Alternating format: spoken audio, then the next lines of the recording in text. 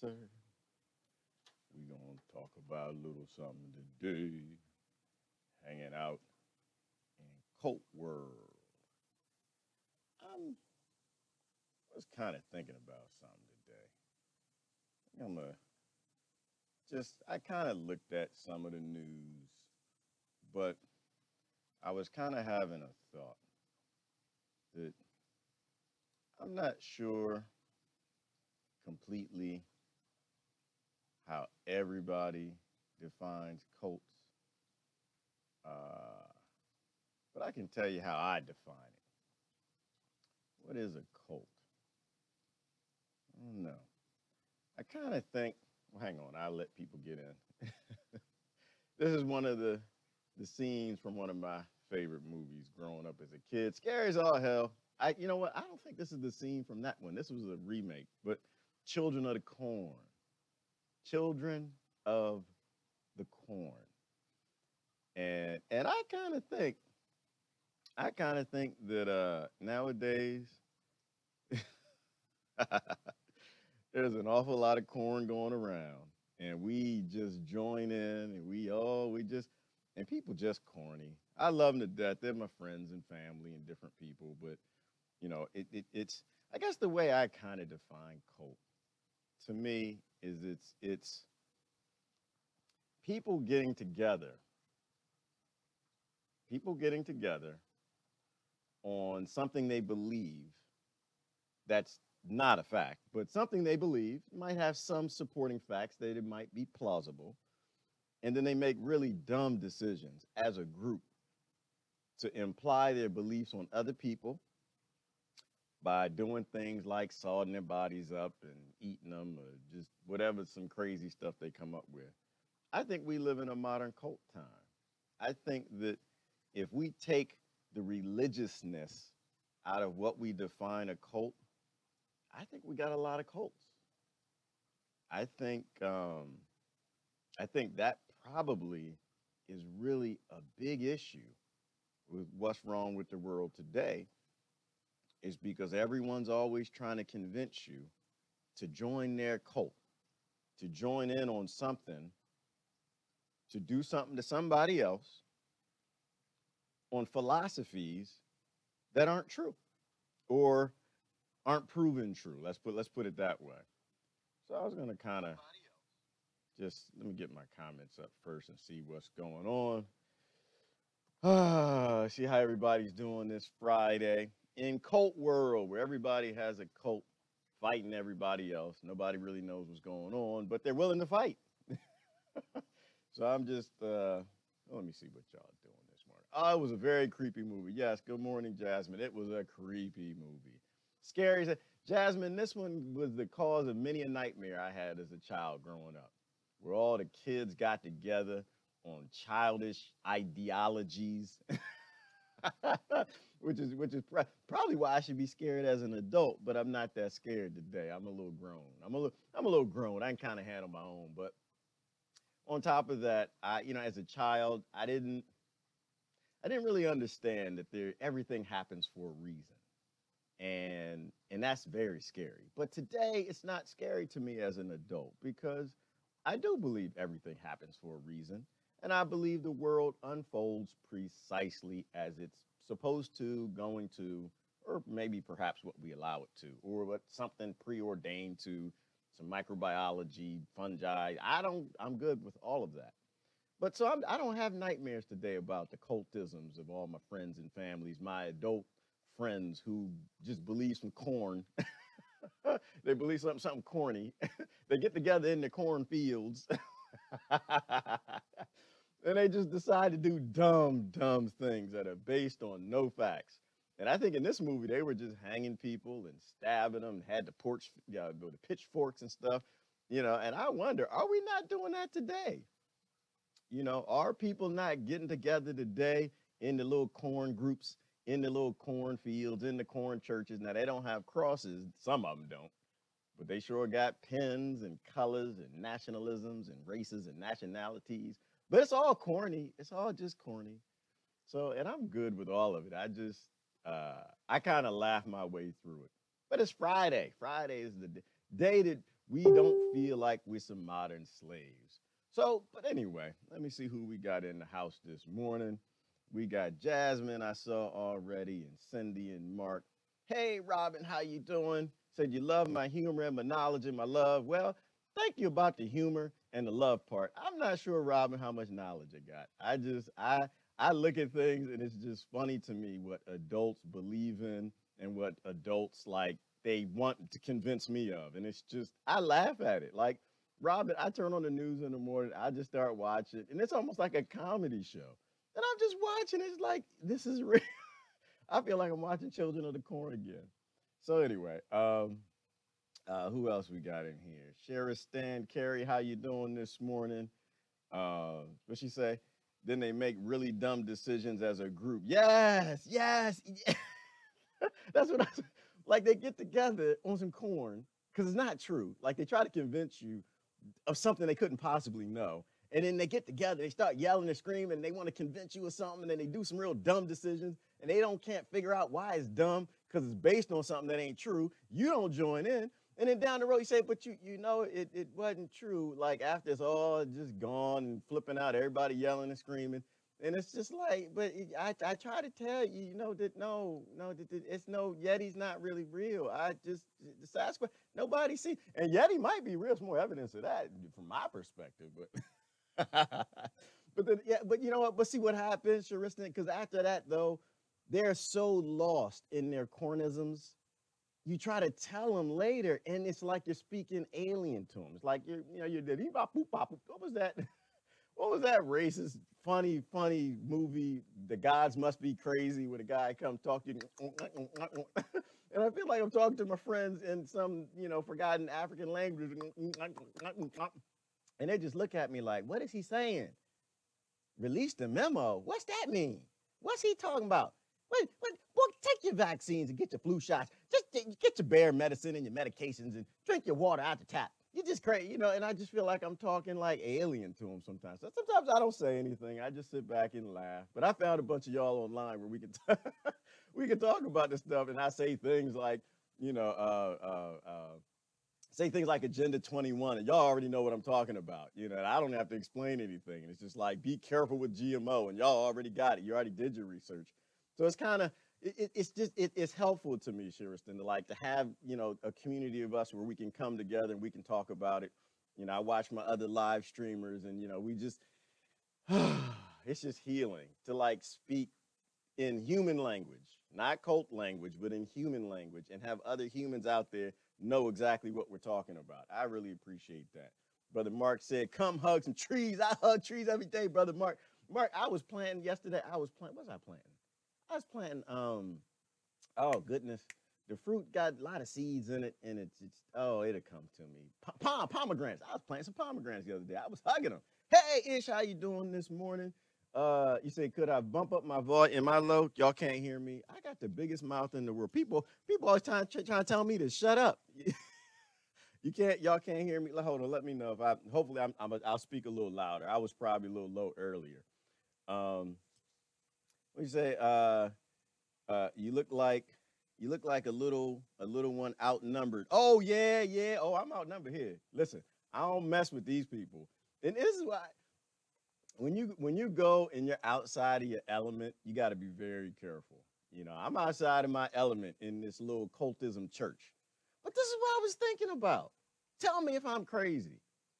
But isn't a cult when people get together on some silly, crazy nonsense and they try to take that authoritarianism and they push it on you or a world or a community? So what was I laughing about today? I was watching the Davos stuff, and I was just like, okay, because my people on the Trump side, they're with my Trump hand, gotta put my Trump hand, and they're like, you know what, we're gonna go in and show them globalists. We're gonna show them some nationalism. And the people on the Davos side and the globalist side, don't come here and talk. Y'all don't come here and talk because we believe in globalism is about the people. It's not about it's about the people, And I'm sitting here like, well, first of all,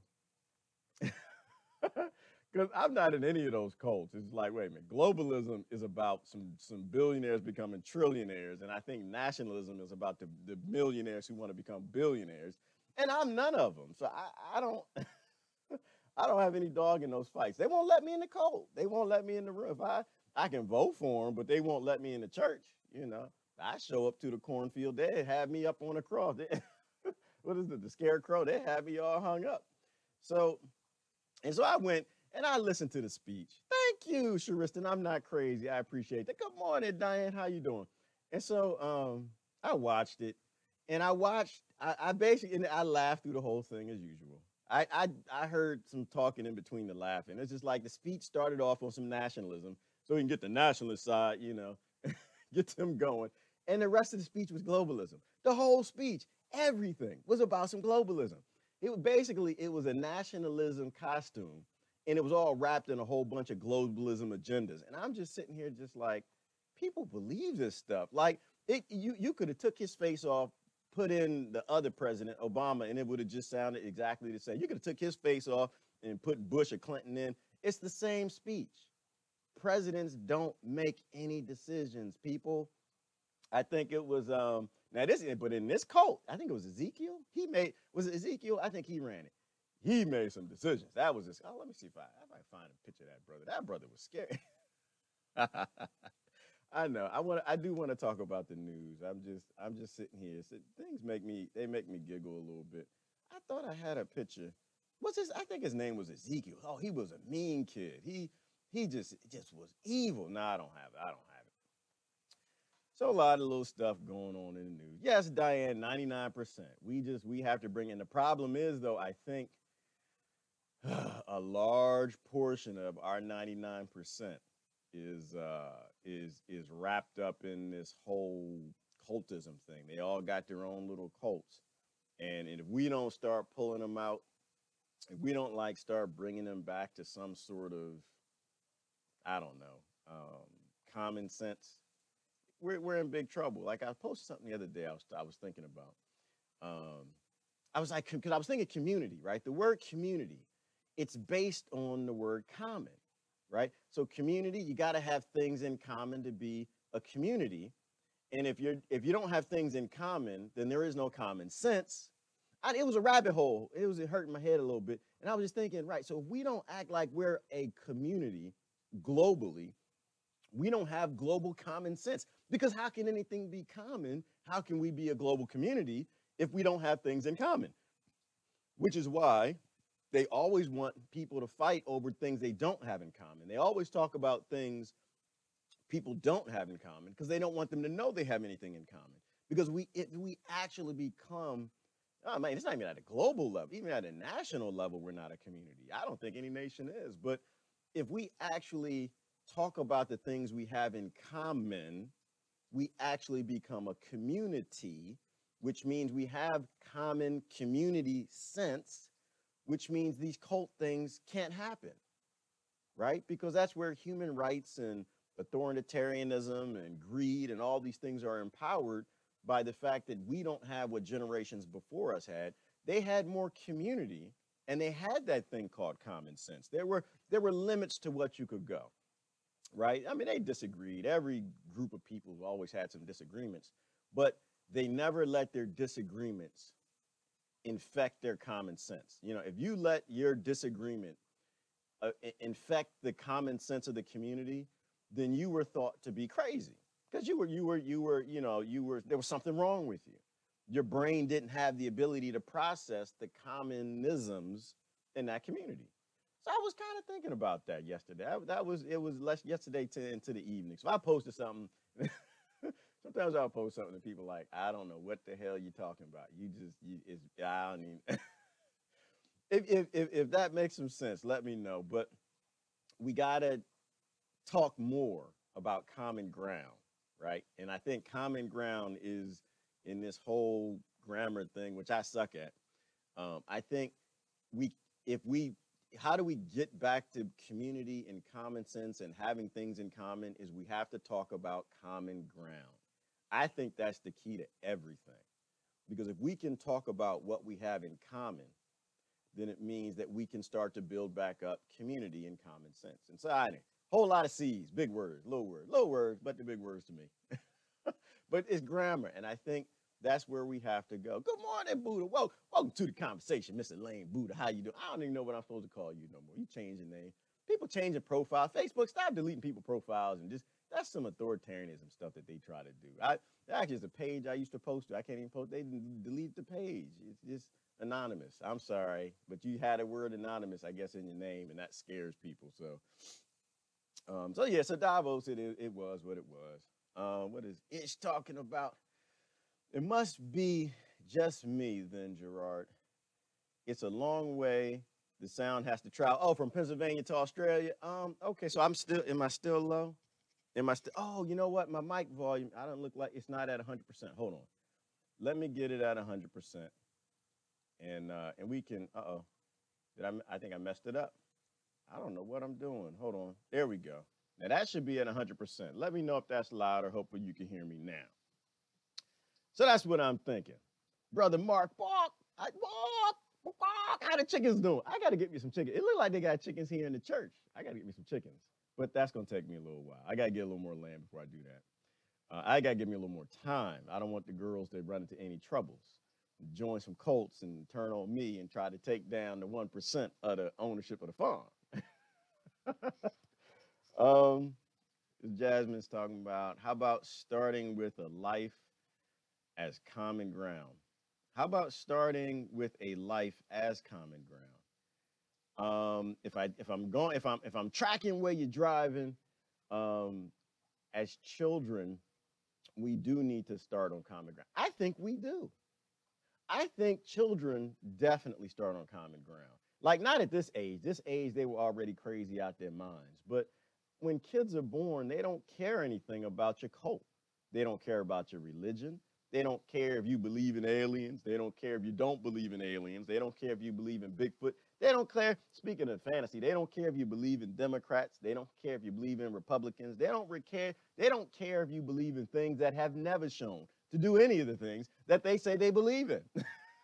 They don't care that you believe in Christians, conservatives. They don't care that you believe in Muslims, in Islam, and Westboro Baptist Church. They don't care. Kids just like, look, let's play. You know, damn it, get the blocks. Let's get the going. Where the color? Let's color something. Mommy done gave me this coloring book. You color that side. I color this side. I don't care what your hair look like, what color your eyes are. And I think we start there. I think we start off as highly evolved species. Empty palettes, beautiful, inside and out. And then people indoctrinate them into their cults. You know, they look at the child and they say, you're black. They look at the child and say, you're Irish, or you're white, or you're Chinese, or you're Christian. You know, they give them these labels, and then they spend the whole rest of their life fighting over the cult. And so I think you're right. I think we do start off as open palettes, and then we get convinced to join some dumb cult on something that makes no sense whatsoever. Like if you really think about it, I hadn't talked about the whole race thing in a while, but do you know how dumb it is to separate yourself out from a group because of what some solar radiation did to your ancestors because they walked south instead of north? Do you know how dumb that is to say, I'm a part of the South walking community? We walk to the South. We walk closer to the equator. And so we got darker skin, became some Incas, became some Africans, became some, and we walk to the north, damn it. We got light skin. We got hair do something a little different because it's not so hot, and we are part of the North walking cult. And I'm just sitting here just like, man, do y'all know how childish you sound? Like we got this thing called science now. Science, it'll bless you. It'll let you know that these things are stupid. They're ridiculous. And that you can't tell one thing about a person and who they're going to become, how they become it, why they become it, what it's about based on the color of their skin or how their hair looks or what color their eyes are. And I don't know. So I'm not going to go off down that road too far. I think it's silly and we join these little silly cults and we just got to grow up. I think we got to grow up because if the next generation isn't going to have to deal with these ignorant cults, then it means we now have to start pushing them in that direction. So I totally agree with you, Jasmine. We have to start off life on common ground. Tiddlywinks, tiddly blocks, and Lincoln logs. These are fun to play. Let's play, and that's it. No, I don't like it when you hit me with the metal truck in my head. So I'm not gonna hit you with the metal truck in your head. Put yourself in each other's shoes. I think we start there, but somehow we've got to a place where it's really, really popular to pull your kids into your cult.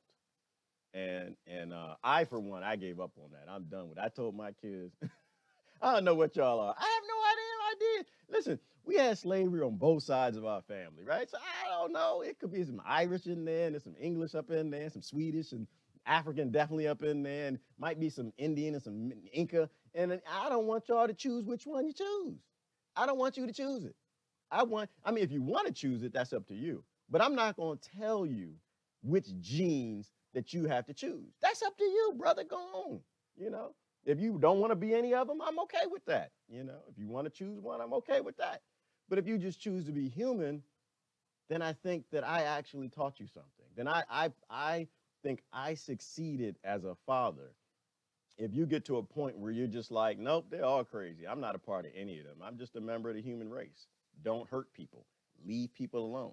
Let them decide what they want to be for themselves. Oh, and that reminds me, I was thinking about the whole globalism, nationalism thing. So I believe globalism is about billionaires, right? They just want trade deals on the billionaire level, and have convinced a whole bunch of silly people to join a cult that it's about them, but it's just about being billionaires into trillionaires. And I think maybe nationalism, either 100 billionaires trying to become, 100 millionaires trying to become billionaires, or 100 billionaires trying to, I don't know. But on a national scale, and they convinced a whole bunch of silly people to think that it's about them. And I think then there's something called sustainability. I think I'm gonna call it localism.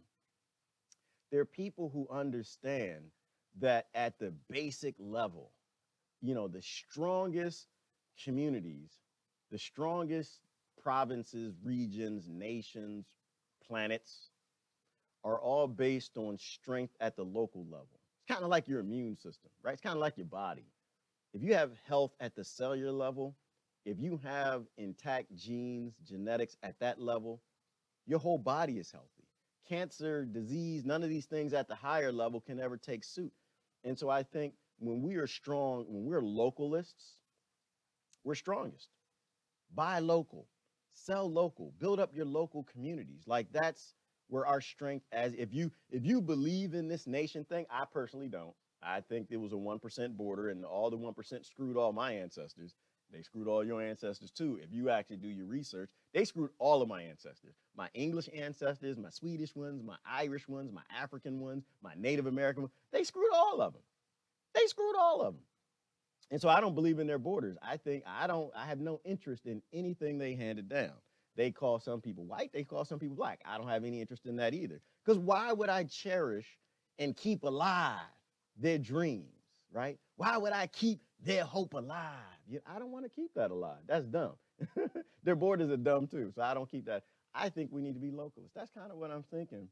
And but localism is sustainability. That actually is what's sustainable. World trade is not sustainable, not in an imbalanced world.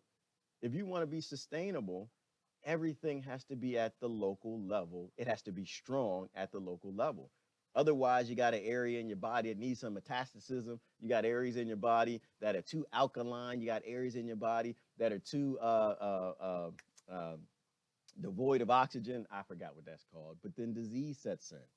You might look strong. Yeah, we look strong on a national level, but you got some stuff decaying in here.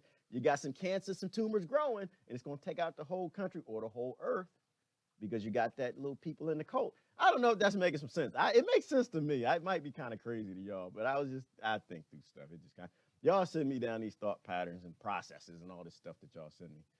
So people throughout history have been in search of nirvana, a like-minded community. Yes, Jennifer. Yes, they have. But I think we stopped searching. I think that I don't know if people search anymore. Do people search, or are people just born into it? That's what I wonder.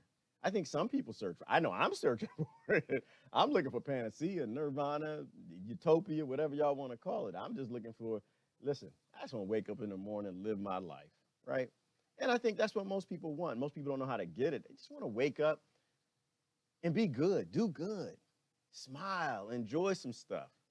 But see, happy people aren't beneficial to profit and greed, which is what nationalism and globalism are about. It's all about greed. But happy people, they're not good for that. Happy people might, I don't know, start making drone taxis to help sick people get to hospitals. That has nothing to do with profit, you know? All right, that's what I'm kind of thinking. Um, oh, to be a child again. Yeah, Mary. You know what? Does child exist? I have to think about that for a little bit. What is a child? I know. I drank a lot of coffee this morning. What the heck is a child? Like, we got this empty canvas that's born, right? Think about its brain and how it gets structured. The passageways aren't even formed yet. It's just an empty palette. Like a kid, a baby, it's born. And it's just like, all right, what should I be? And instead of saying you should be something phenomenal, baby, you should love everything, baby. Baby, you should be greater than an Einstein. Baby, you should be, and just expose it to all the wonderful things in the world so its brain will form passageways so that it can think higher thoughts than what we've ever thought. Instead of giving a baby that, we get a baby, you're a color, damn it. You're blue, you're purple, that's what you are. You know, and so their brain gets orchestrated in the passageways and how it thinks. They all get formed based on how to send a text message.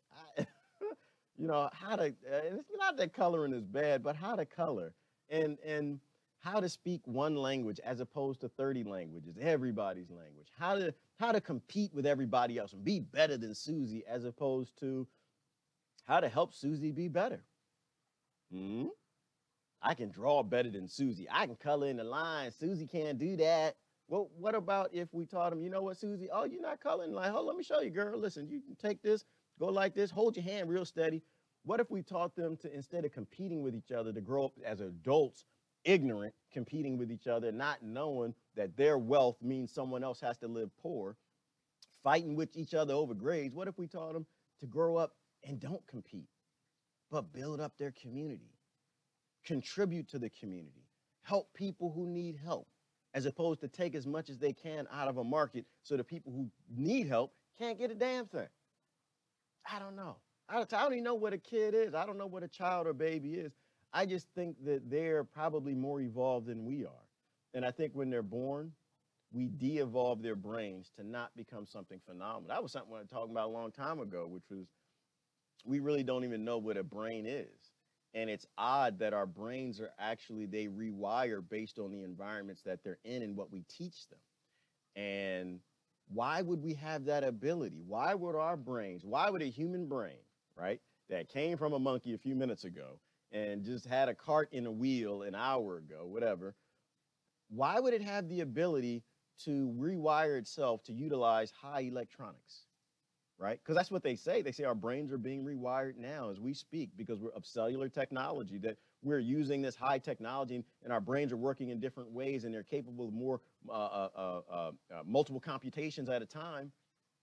If we never did that in the past, why would our brains have the capability to do that today? It's because we did it in the past. It's because our brains evolved that ability and somehow we became dumbed down again. So now our brains, at any point in time when we're ready, when we want to give our babies the most highest technology, the highest thought, the greatest philosophies, take out the warriorism and the survival stuff that we've had because of scarcity, the babies bounce back to what we used to be. And I think that's one of the greatest cases for the fact that high technology actually used to exist, that human beings used to be a lot more evolved than they are today. So I don't know. That's a deep topic. You'll make my brain hurt on that one, Mary.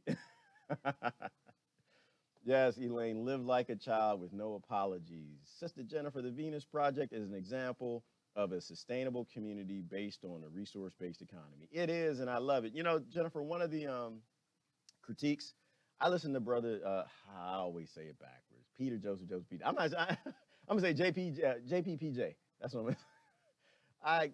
I don't remember some stuff sometimes. But anyway, one of the things he kind of talks about is how the Venus Project is a wonderful implementation. It's a wonderful plan, but we don't have a plan to get there. You know, so the Zeitgeist movement and the Venus Project, they worked together for a while, for a long while, and I think they still do. But how do we get to the Venus Project? And that was one of the issues and the complaints. And it has nothing to do with the Venus Project, but it has to do with the fact that we didn't have a plan to go from a scarcity, artificial scarcity-based society into a abundant society. And so their model for the abundant society was awesome, and it works. Like just using automation to provide for people's needs, perfect sense. Makes perfect sense. A very progressive, real progressive, right? Not selective progressivism of some groups, but a worldwide fantastic idea. But getting there was the problem. And I so when I think about getting there, I think about, I mean, it can come about a few ways, right? We continue to live in a scarcity society, we're all going to kill each other. That's just a fact. The human race is going to stop existing. But to get to an abundant model, it requires the current model to collapse, or it requires the current adults to grow up and get out of the cult. You know, it requires us to grow up and stop joining our little cult groups based on a path we know is not sustainable, a path that only ends in the destruction of nature and our species, not the earth, because the earth is going to be, the earth is a pallet. The earth does not give a damn about us. The earth, it just sits here, and every couple billion years, the sun expands and it turns molten, then it shrinks and life can exist. And then it expands again, turns molten, and it shrinks in life. So you're not going to do anything to the earth. The earth could care less. The earth is just going to keep reforming these minerals and whatever. So anyway, ah, see, you love hanging out with children and older folks in their 80s. Yeah, you too, Buddha. I'm the same way. I love kids.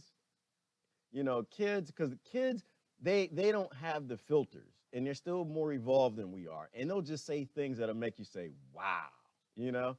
And the old folks, I call them centurions. I love them to death. Folks over 80, like they've seen it.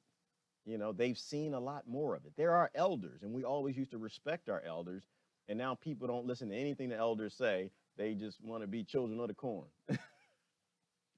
So, oh, I'm sorry. I missed a whole bunch of comments. Let me pan down. I'm sorry. The fear mongering is on today with the stupid doomsday clock. Yes, Carrie, it is. I was thinking about the doomsday clock the other day, and I don't know. I instead of asking the question, did the clock go forward in the last election or did it go back? Because I know everyone's getting had a quick answer. Oh, it went forward. Oh my God, it jumped. We got like a millimeter left, you know. And other people, oh, it's set back a little bit because we're fighting globalism, you know. I think that clock, I don't think it's a doomsday clock now. I think it's an ignorance clock. I think as our ignorance increases, we don't change the course of our world and we get closer to the end. And so I don't think that's a political thing. I don't think the political parties have anything to do with that. I don't think world governments have anything to do with that. I think that clock gets set back based on what 99%, what conclusions they come to and the actions they take from that. If the conclusions they continue to come to is I need to section myself off in a group and fight another group, yeah, we coming to an end. But I don't think it's like, it's not a total end, right? Like they can shoot off nukes all they want. We always go underground. Oh, you know, something other. Oh, wow, it's blowing me away. I had to talk about it this week, and this is not unknown time. I'm not supposed to talk about unknown Monday through Friday. That scares too many people. But there was another, and I want to say it was a South American tribe that explained that during the disaster times, they went underground. I need to look into it a little more. This was another one because all over the world, they found all those cave systems of people who lived underground for long periods of times. You had the Hopi Indians who said they lived under there for generations, that the ant people took them underground. So I don't think that, I mean, like total human extinction, I think probably comes with like a flood, some sort of world level disaster, asteroid hit the polar ice cap so the sun expands. But the dumb things that humans do, I don't think that affects a doomsday clock in terms of the entire human race. I don't think we're smart enough to actually do enough damage on this planet to extinct us because we always go underground. Every culture they talk about it, even the Tibetan monks. You know, bad times come, they just look out the window like, oh damn. They're joining up in groups. They're being dumb and cultish again. All right, it looks like they're gonna fight, start a world war. Let's go back inside. And this, you know, and that gets into the glass they find all over the Middle East that they suspect was an atomic blast or a nuclear blast. They've turned um, um, thousands and thousands of acres into just glass, like some sort of mass explosion. I think we've been here before, and I think that clock isn't really a doomsday clock. I think it's just an ignorance clock, and it goes at once it hits midnight. You know, we get knocked back to I guess a couple thousand people, millions of billions of people die. And then after a while, we come out the cave like all the ignorant people did. Yeah, they did. Yeah, they gone. Yeah, all right, look, bring the books out. So anyway, it was interesting. There was just another tribe in South America that explained that, yeah, bad times came. So they had to go underground. And they said that they said the sun wouldn't come out. They said the sun didn't come out for generations or something, which is interesting because that kind of corroborates the Egyptians' report that when the suns flipped, when the sun would rise in the west and set in the east. And it said it did that twice. And that feeds into that theory of the planetary flips that occur. And so, you know, it was crazy when we heard tribes say that a long time ago. Now we know it's just science. But anyway, uh, so anyway, I think we should stop being in cults. I think we should stop joining up with groups who claim they know things they couldn't possibly know. And I think that we have to act like we have common sense again. Carrie asked, "Am I at the zombie apocalypse church?" No, this is Children of the Corn. This was a documentary. It was a documentary about a time when childish people came together on initiatives that were always false. And they called themselves the Democrats and the Republicans.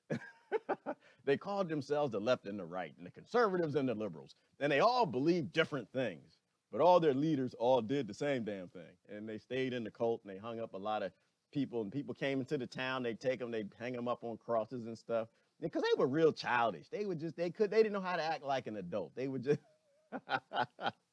it was a documentary about times to come. It was about the end times. You should watch it. She scared the hell out of me though, Carrie. I used to have nightmares off of this movie. But I think they redid it a couple times. It was a good movie to watch. You should watch it. I think it has a lot to do with what's going on today. Let me see. The earth loves us. She gives us life. She does, Teresa. She loves us, or I'm sorry, I'm saying your name, Thressa. I might be saying your name wrong. The earth loves us. And to me, what does that mean? It can mean whatever anybody wants it to mean, right? It could mean that could be Mother Nature, that could be a God, that could be some spirits, could be quantum physics and microbiology, whatever. But we are given this time on this planet to thrive, right? We look back at history and pretty much the entire earth was not a habitable place, right? Which is probably why our ancestors always talk about why they had to live under the earth in caves, which is probably where that Middle Earth theory came from. But the earth is not a hospitable place. It is a chaotic place. But every now and then, the climate levels off and balances where it can support wide ranges of multicellular organisms. And that's where we are right now.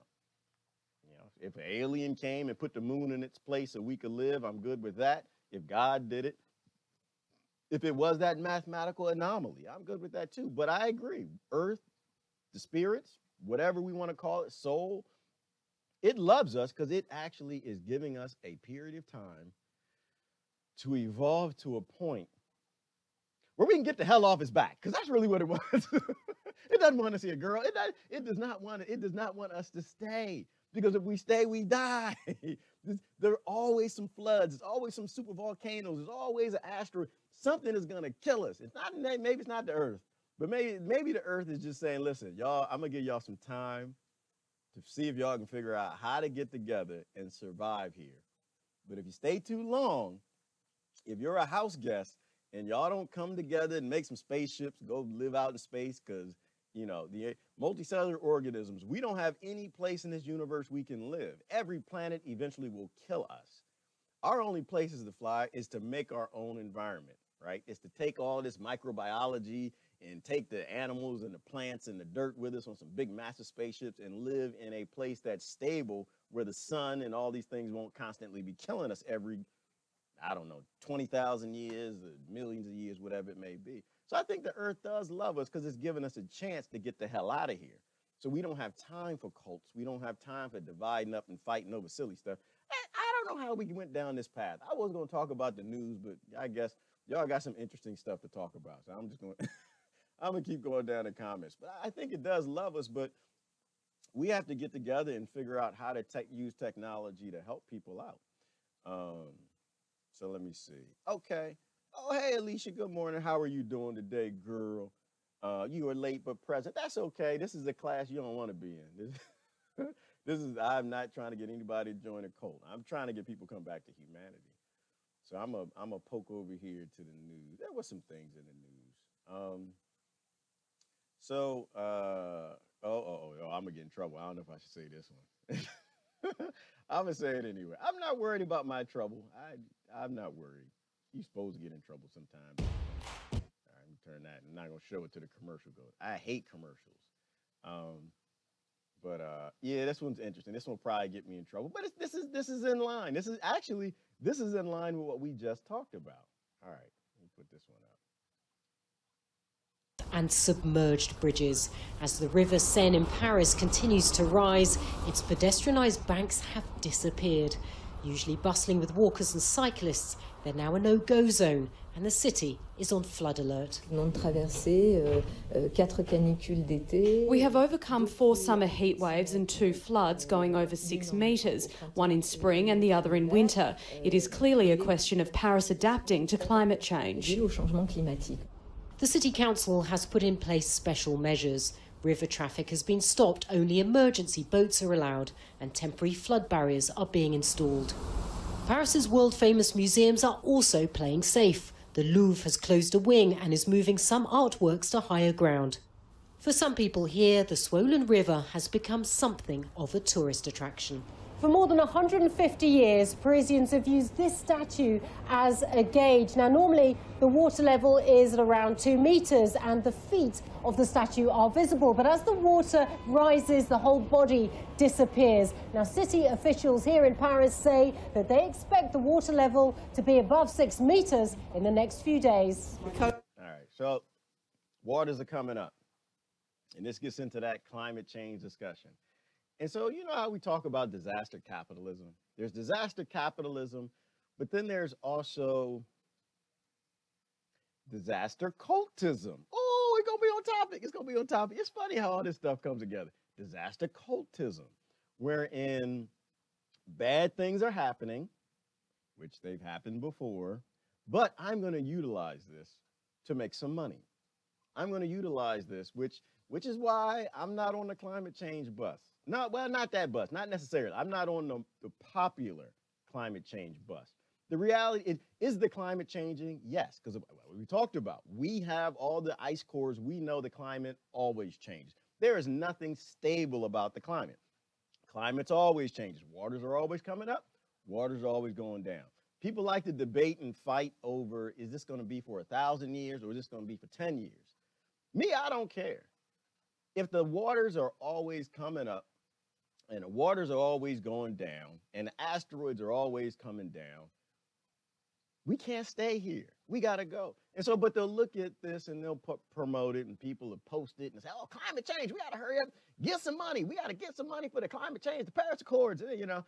And the reality is, like she just told you, the waters are always coming up and going down. And and I'll post that little news thing if you want. But by the end of the report, it explains something that this is nothing new, that in 1910, the waters were higher than they were today. The waters are always coming up and going down. That's a photo from 1910. That we always get to this place where, a bad thing is happening and someone, takes that bad thing and they try to make some money with it. And this is why, part of why I'm not on the extreme climate change, modern groupism debate is because of what they try to do to the fourth world, right?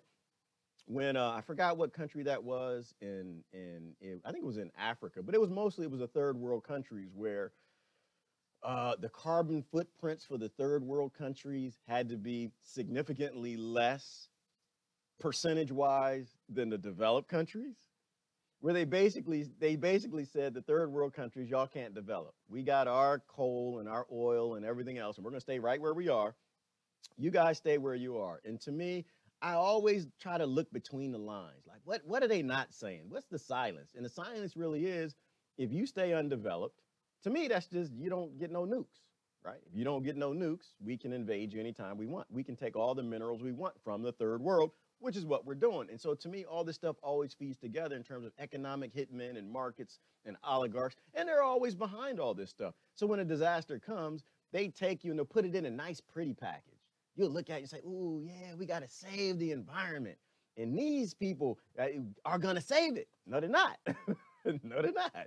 Yes, I agree. We have to save the environment. But you have to look at the people who are leading the Save the Environment cult.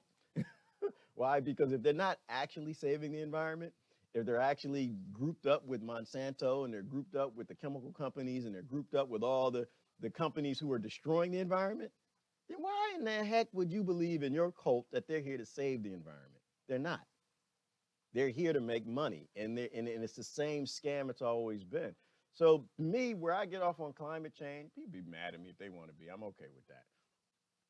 I just believe that the climate's always changed. And are human beings speeding this along? Probably. Is there evidence of that? There might be some. You can't tell because they lied about and falsified a whole bunch of the data. But the reality is things are changing. And so if things are changing, we need to prepare for it. If people are going underwater, maybe we need to make some boats. Maybe we need to put some houses on some stilts. Maybe we need to look at technology. Maybe we need to fight with our neighbors over some cultism type stuff and think about we should be deploying technology to get us off of this planet instead of raising our kids to become engineers, to work for the military industrial complex, to go off and kill people, or raising our kids to work for the banks. My baby girl go work for Goldman Sachs, and I'm gonna be so proud of her that she actually has a job that does not a damn thing for the human race. Maybe we should raise kids who are happy with very little, as long as they're coming up with ideas to help humanity out, to help their communities out. And that gets back to what we were just talking about with children. So I'm not on the whole, I don't even get into the climate change debates. I don't care about that. There's nothing to debate. The climates will always change. We may have sped things up, but do you actually think you're going to slow them down? Like, just think about that for a minute. If you were deep in that area, do you really think you are going to slow down the processes that we have already set in place? You look at the power of these oligarchs, you look at the power of these banks and the markets in every nation all around the world and how they make their money from fossil fuels. Do you really, honestly, think that we're going to stop what is already coming? No, we're not.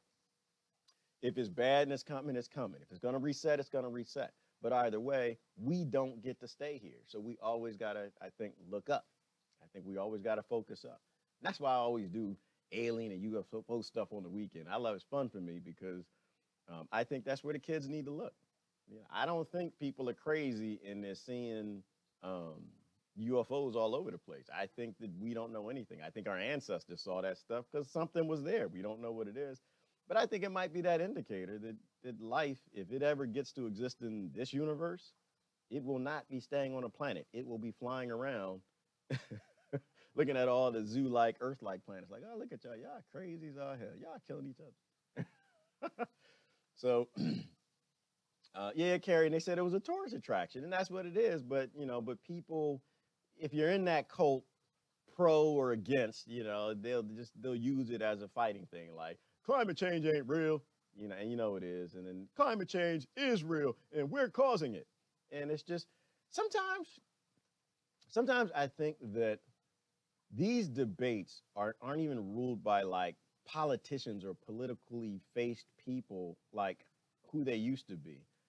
I'm honestly under the belief that these debates are now completely orchestrated by drama queens, male and female. I just think that these are people who like to fight. I think politics has probably become their stories. Y'all remember the stories, General Hospital, Young and the Restless? Y'all remember? I think that they like fighting. They like teams, like, it's like the NFL. They want to pick a team and fight over what color jersey it is because they don't actually make any sense. Like you ever notice you can't have an intellectual debate with somebody who's deep locked into politics? And this is why people don't like politics, because you always got to pick and choose an agenda and a team and go with that team, even when they're lying or being stupid. And so intellectuals don't even like to talk to people who are political. The intellectuals that I know, they don't even like to talk to politicians because they know they're going to get to that place where it's all about teamism and agendas and lying about something. So, that's kind of a couple other interesting things in the news. Let me see, what else looks, oh, this is kind of scary. Oh, we're going to watch this one. This will probably get me in trouble too. I always have some thoughts on stuff. Ron, something's going on at Schwab. Well, J.D. Power did. So somebody's always, and this is the progress conserve debate. Do we progress? Now, is now a time to progress in this area or conserve in this particular area? And I watched part of it, I have to admit. But this is one of these technology debates. These twin long-tailed crab-eating macaques are being hailed as a scientific breakthrough. This laboratory in China has succeeded where other researchers have failed. Scientists at the Institute of Neuroscience in Shanghai created the first cloned monkeys using a technique called somatic cell nuclear transfer. The cloning process began with a monkey egg and a monkey fetus cell. The genetically modified process in the laboratory then develops into an embryo, which was then implanted in a monkey. Eventually, the babies were born. What's novel about this process is the nuclei were transferred from fetal cells rather than adult ones. That's different from the world's first cloned animal, Dolly the sheep, which was created from only adult cells. China is the first to successfully clone primates using this method. However, scientists are criticized for pushing ethical boundaries. The Chinese process took 127 eggs to produce 2 monkeys. Animal rights activists oppose medical research on monkeys. And I should point out that people may argue that it's not ethical to use monkey. There is a Parkinson's disease model in monkey, which has been used quite effective, but they need to use a large number of monkeys. In the United States alone, they are importing 40,000 monkeys each year by drug company. Other researchers are celebrating how cloning primates could help preserve species on the brink of extinction. The other use is, many primates are on the border of extinction. Gorillas, chimpanzees, many other primate species are under pressure. Cloning may give you a way to maintain the species. Given the progress in cloning primates, will people be next? We will never try, and I don't think there's anybody willing to do human cloning, and the society will not permit it. But like any new technology, once it's appeared, there's always possibility of misuse. For now, China is celebrating the breakthrough. The newborns are just 6 and 8 weeks old. It's hoped that they will lead long and healthy lives. Hannah Hoxter, Al Jazeera. So, wow.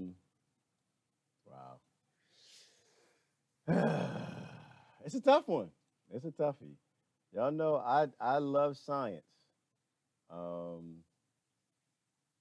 Okay, but so I think on this one, the real first question is, the genie is out of the box, And can we put the genie back in the box? Like this is what we were talking about yesterday. You know, people want to say we're going to make America great again. But the real question is America greatable, right? So is there any chance that we actually can stop these scientists from what they're doing? And the answer is no, right? The genie is out of the box, right? They're going to, whether it's undercover, in hidden labs, different governments who've been doing this stuff for a long time, they're not going to stop. So what do we do? I don't know what we do. I don't know what we do. I mean, I do think that we need to move forward with science and tech. So the technology has to go forward, but it shouldn't be going forward on animals. That's kind of my belief in that. But we don't have say in what our governments do, which means we have no say in what corporations do. And so until we get to a place where we actually run our governments, there's nothing we can do, right? They're not going to stop. They're with the sheeps and the pigs, and you know they're doing humans. You know that they are doing fetuses. You know they're doing humans. Uh-oh. Did I get disrupted? You said, when I comment, the broadcast gets disrupted. Uh-oh, Alicia, then you stop that. What you doing? The deep state watching you, girl? They on you, girl. They on you. Why you watching me? You gonna put them on me? No, you know what? It might just be bandwidth. I just started some stuff up over here. When I do that, it might hit the bandwidth. So can you still hear me? Am I still going? Okay, yeah, you heard that. All right, so yeah. So that's kind of my take on it. Like, but this is cultism, right? This is still on the topic. If I'm an animal rights person and I'm with PETA, whatever, and I want to fight and change things, it's so much easier if I'm with people who want civil rights and they want to fight and change things. And it's so much easier if they're with people who want, I don't know, gun rights, right? And it's so much easier if they're with people who want constitutional rights. And it's so much easier if they're with people in Yemen who just want some damn food, right? Like, it just makes, when people lay aside the things they argue about and they come together on common ground, simple issues, like greed shouldn't be determining what happens to these monkeys, right? Because that's what that's about. That's about greed. That's about making some sort of treatment, medication, cloning process, organ cloning, whatever it may be, to make a lot of money. I think if you take the money out of that debate, if you take the money out of all debates, then all those people actually get what they want. Like, all of those debates, all of these different cults are based on separating from other people to go fight the same group of people. And to me, it makes sense to not separate. Like, why would you separate and reduce your power if you all have the same enemy in common? Just join the cult, walk out the cult. You could just walk out. It's okay. They're going to be okay. You see the door is right there. Is it not? I'll get my angle right. It's over there. See the door? Just walk out the door. Now, hopefully Ezekiel, it's not a sustainable way to maintain species. What about the genetic bottleneck? Hold on. I'm getting all kind of little bandwidth warnings. I don't know what's going on, but it's that net neutrality. Damn it, they neutralizing. They're neutralizing my bandwidth. Because Alicia got here, and Alicia, the day after her, the black helicopters, they realized where she was at, and they're like, okay, we need to shut down on the bandwidth. Alicia's over. You should have told me that one. I'm going to play with that one a little bit. Cloning is not sustainable way to maintain a species. What about the genetic bottlenecks when they try to breed? Right. And that's a great point, which is, we know cloning is not to save species, right? That's like the little cause. The real reason is for money, right? The little thing they'll say, oh, because we can save a species. We don't even know how DNA works yet. We don't even know truly what epigenetics is yet. You know, so we're like on the cusp of that. So it's definitely not a sustainable way to maintain a species, because we don't even know what these things are yet. Like, and this is the same whole debate of people who couldn't possibly have any idea how all this stuff works, try to convince you that they actually know how it works. It's the same debate with pharmaceutical drugs and vaccines and all this other stuff. I'm not interested in having a discussion with someone who doesn't know what it is. Like, there's an example I gave a long time ago, but it's like you take a nice Benz, take a real nice. Is that what they drive? Trump and Obama and Clinton and Bush and all of them. I say they drive a Benz anyway. Really nice, top of the line, just buttons and dials, stuff everywhere. One you go sit in and you don't even know how to start the car, because that happens to me all the time. You know, and you put it in the middle of the jungle around a monkey tribe. And the monkey tribe, you know, the group, the troop is what they're called. They'll all come up and they'll try to figure out, what the heck is this thing? You know, they'll jump on it and jump around and whatever. And maybe one monkey might eat a little too much, the American monkey, jump a little too hard, boom, lands on the trunk and the alarm goes off. And they're like, oh my God, that's what, you know, a car is for. A car is to jump on the trunk and it'll scare away the tiger when the tiger comes because it makes a loud noise. That's what a car is for. You know, and one day, one kind of plays with the doorknob and opens a door and, oh, wow, look at that. We can go inside. Check that out. Nope, a car ain't for scaring tigers. A car is to get out of the rain because we can go inside when it rains. Cars are for monkey dryness. That's what cars are for. And you can keep going through with it, you know, the monkey playing with the dashboard and hitting buttons and the horn goes off and the windshield wipers and, you know, but we don't know what the human body does. We don't know what it's for. We don't know what the immune system, all the components of it, we don't know what they all do.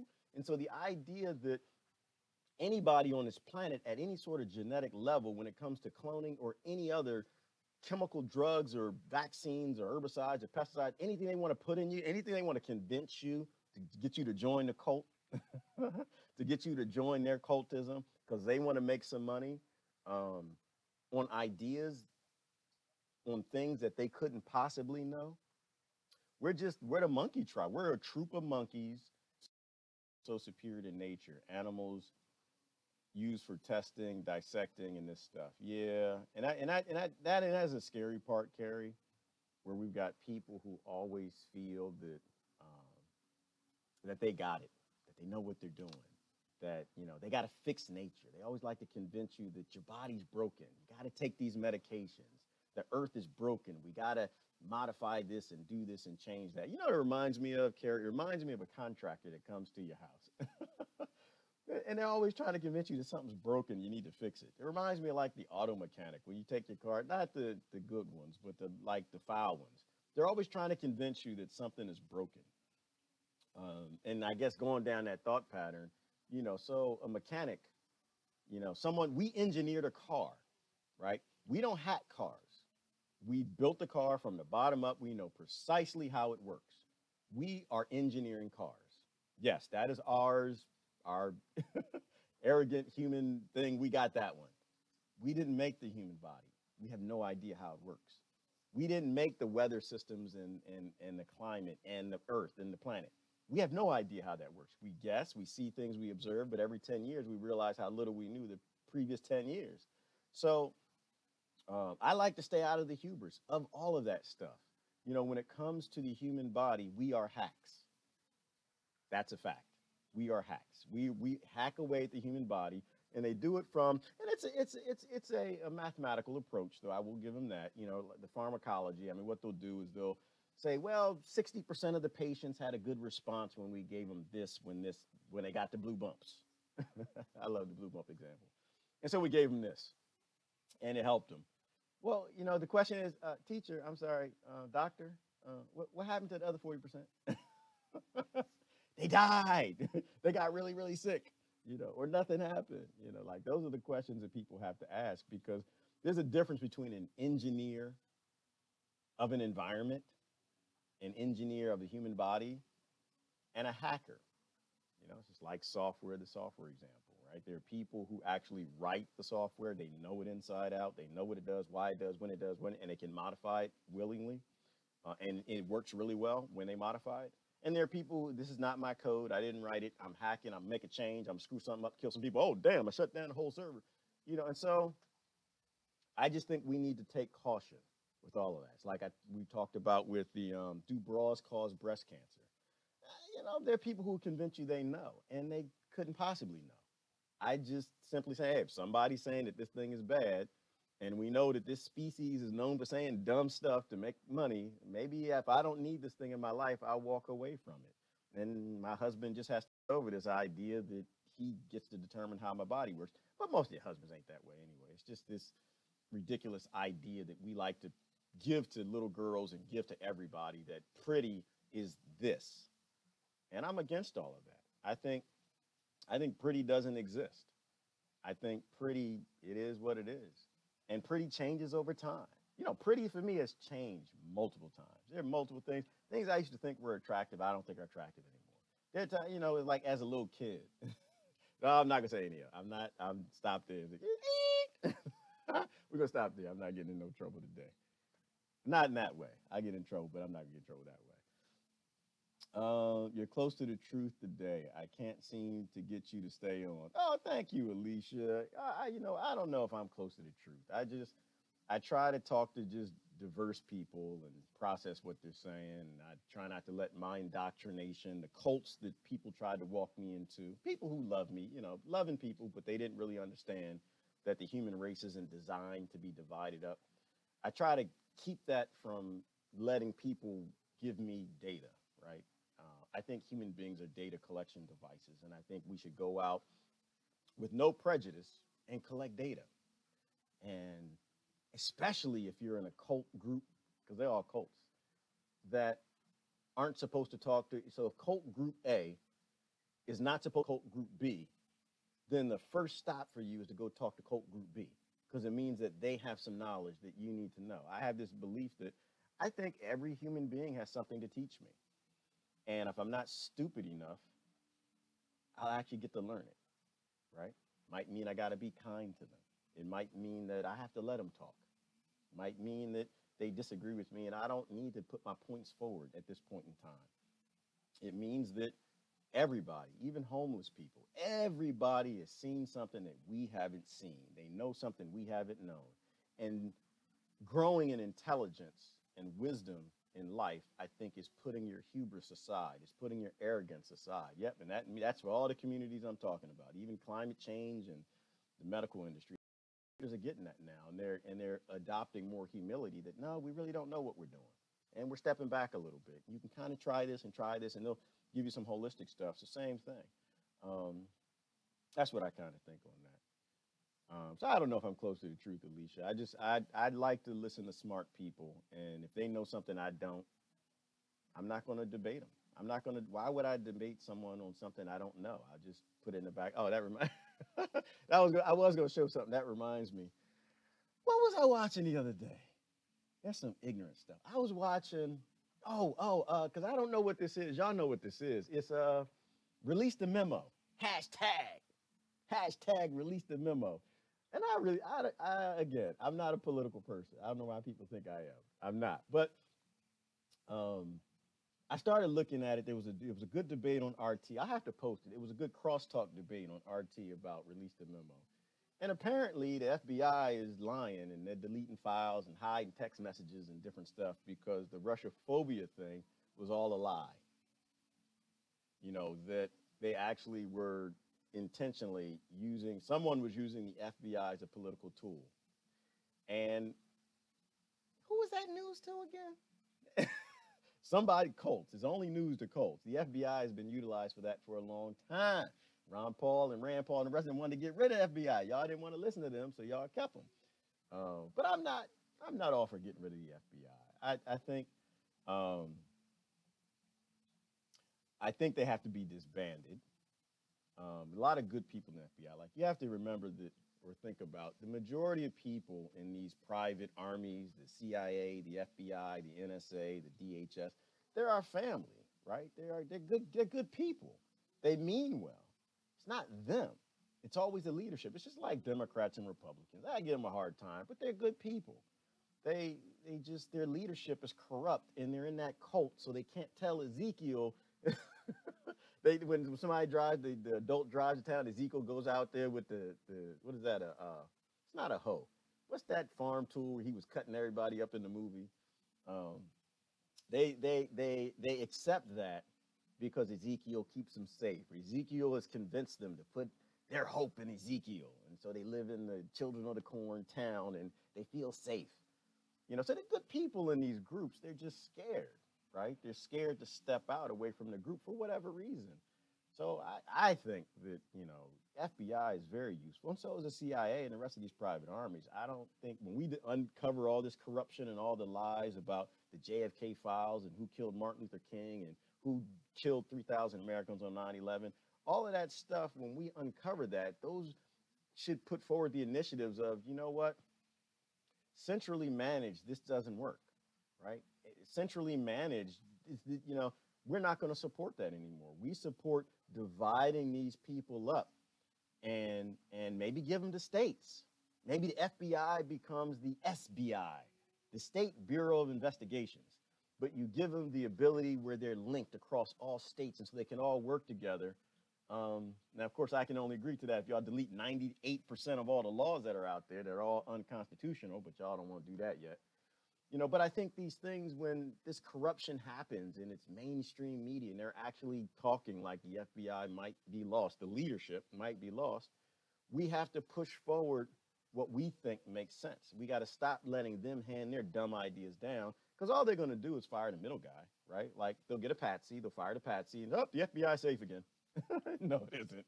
No, it isn't. They're going to buy it again, and they're going to murder people again. That's just how it works. I don't know what sent me down that avenue. Looking at that, somebody said something sent me down that avenue.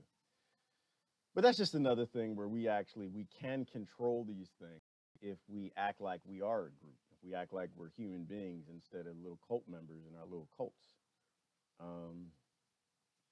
Kimberly asked, how are clones different from identical twins? I'm not familiar with the biology of clones.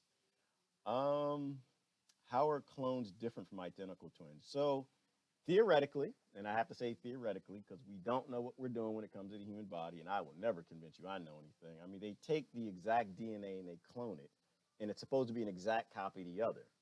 But in our hubris and ignorance, one of the things we didn't realize, because I had this great conversation the other day, we were talking about the doctor who recorded the electromagnetic, whatever it is, from DNA in water and transferred it to that French university, and they recoded, where the DNA recoded itself from base elements and it restructured itself.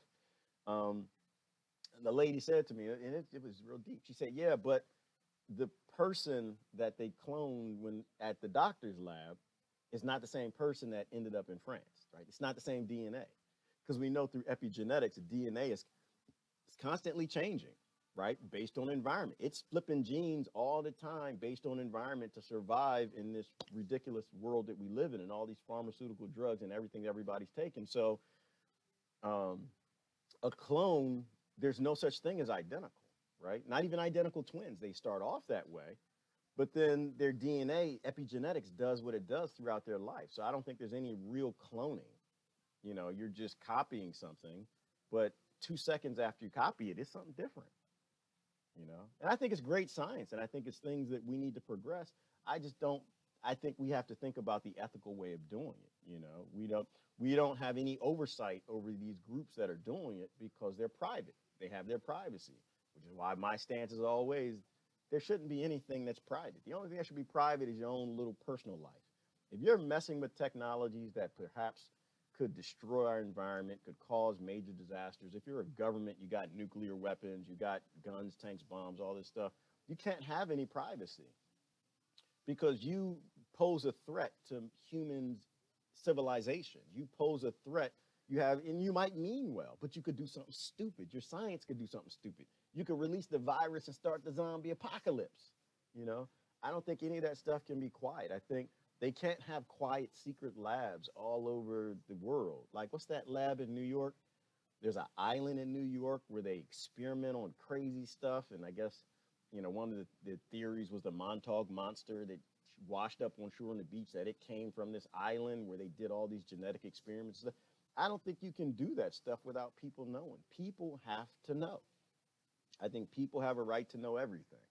Because when we have the data, we as humans can make better decisions. We need to change our behavior. Exploiting our planet, the results are apparent. Yes, Renee, we have to change our behavior, which is why I always push the common ground. We have to go back to acting like adults and having dialogue, actually talking to people. Good morning, brother Jack. How you doing? Alicia said twins are conceived naturally, and the embryo meant to be one entity turns into two. A clone is made from a laboratory of cells. Yes, and also made by somebody who doesn't know what they're doing. It's made by somebody who's doing something unnatural, and we don't know what the end result's going to be. And that's always my big debate with GMO is that it's just we don't know environments, then they will, become different things in time. So, but I have no experience with clones, so I'm not going to pretend to know. I have no experience with them at all. I keep cutting out. Oh, okay, I'm sorry. I don't know. I don't know what happened with that. Yes, hashtag BS distraction. Thank you, Jeannie. And there's a lot of those, which is why the news is funny to me. I watch it and I'm just like, really? Like this is not news. This is you're just trying to get me to look one way and ignore something else. They were talking about Israel and Palestine. Of course, they're talking about that because I think, what did Trump say? Hold on, let's go take a look at this. He said something when he was at Davos about removing money from the Palestinians because they didn't meet with, there we go. They didn't meet with his board. Actually, you know what? I'm not going to show it. I don't need to show it. What he basically said was that because when Pence went to Israel, the Palestinians didn't want to meet with him because they're pissed off because they announced that Jerusalem's going to be the capital, that Trump was going to remove hundreds, or I'm not sure how much, it was millions of dollars, whatever it was, from the Palestinian people if they don't meet with him, is the way I put it, if they don't meet with America. That's an ugly one. It's an ugly one. But I always like to go back to the root first. So the root of it is, again, I don't think it has anything to do with Trump. I don't think it ever does. It didn't have anything to do with Obama. You've got people who make decisions that are way above them. However, we are where we are. The Democrats and the Republicans got together and they decided that Jerusalem will be the capital of Israel because they were lost in their cultism. They were lost in their religions that they were Christian and somehow that it's a good thing to steal somebody's land, even though the Bible said thou shalt not steal. But they got together, and I forgot the name of the act, and they voted that Jerusalem would be the capital of Israel. So they also threw out that commandment that says thou shalt not murder, but they just threw it out, mainly because the leaders who decide these things, they don't believe in the religions they talk about. They just come up with stuff because of money and minerals and all the things God hates. But they convince a lot of people that they're religious somehow. Boggles my mind. They don't do anything. Half of them didn't even go to a church anyway, let alone know what's in the religious text they say that they support. And so they get all these people behind them and they voted for that. And so now, it's time to push that agenda. So this is what's happening. That agenda is being pushed. So I don't see it as a Trump destabilizing thing. I actually see it as a distraction. I know that the Democrats and Republicans want to move the embassy to Jerusalem because that's what they voted for. That's what their bosses told them to vote for. But I don't actually think it's going to happen. But, my 2 cents on that is I didn't think people should get upset about this anyway. I didn't think they should be rioting in the streets about the capital moving to Jerusalem. America does not decide where your capital is. America does not live there. Washington, that's not their decision. When the Democrats and the Republicans made that choice, it was not their choice to make. You live there. They don't. Jesus grew up there. Jesus said it was Palestinian, so that's where he grew up. So, the idea you can hand it to a different group of people is beyond me. It has nothing to do with religion. It's all about money, right? It's all about money. They want to have bases there and bombs there. So, but getting upset and not meeting with Pence, I don't think that's the right idea. I don't get to tell anybody what to do. I think you always got to have dialogue. right? You got to stay out of your cult. Got to stay out of your cult. You always got to have dialogue. And I don't think, if I had any choice in it, I don't think America's the right broker for peace anywhere. One, because you got to check their resume. They don't do peace. That's not us. Washington had nothing to do with peace. If we're there, it's destabilizing, it's war. I'd love to see Russia become more involved. I'd love to see other nations. I'm not sure if these nations actually exist, but you got to have a world discussion around Palestine and Israel. You can't have the #1 weapons dealer in the world, trying to bring about that. I posted that the other day too. I was having a little fun. I think, it's like we hire the warmongers to bring peace, and we hire the weapons dealers to bring about an end to violence. We hire the world's wealthiest to help the poor. And I just sit here just like, oh Lord, this is why I laugh. I just like, oh my gosh. Like this is what the education system is cranking out. And that's why I say you just go ahead and get rid of the education system. You just go ahead.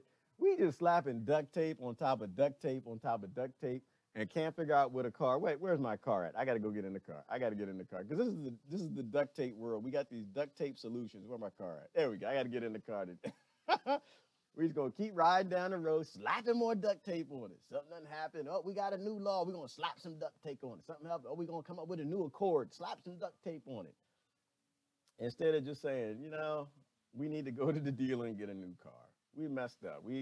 This monetary debt-based system does not work. This artificial scarcity system does not work.